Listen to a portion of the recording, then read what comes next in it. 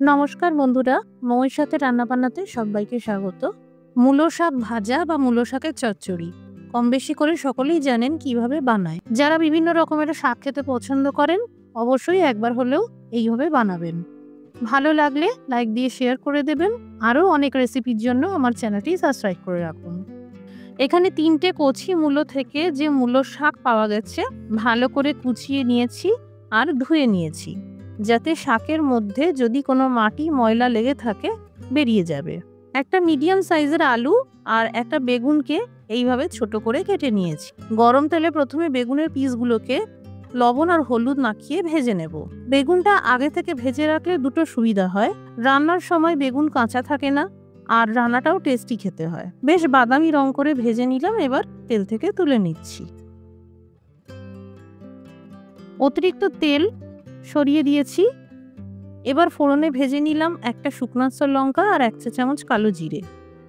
এরই সাথে 5 থেকে 6টা রসুন কোয়াকে থেতো করে দিয়ে দিলাম। এই সময় আঁচটা মিডিয়ামে থাকবে। দিয়ে দিলাম কুচানো একটা পেঁয়াজ, কুচানো 2টো কাঁচা লঙ্কা দিয়ে দিলাম। ঝাল পছন্দ না হলে দেবেন না। এবার বেশ ভালো করে ভেজে নিতে হবে, মোটামুটি বাদামি রং চলে আসা পর্যন্ত ভাজতে হবে। এবার দিয়ে দিলাম এই কাটা আলু, আবারও ভাজবো 2 মিনিট মতন। এখানে আলু আলাদা করে না ভাজলেও হবে।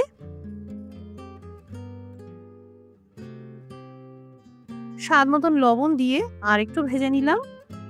এবার কম আঁচে 2 মিনিটের জন্য ঢেকে রাখলাম, যাতে আলুর কাঁচা ভাবটা চলে যায় আর আলুর পিসগুলো নরম হয়ে যায়। আলু বেশ নরম হয়ে এসেছে। এবার এই ভাজা বেগুন আর কুচানো মূলো শাক দিয়ে দিলাম, আবারও ভাজতে হবে।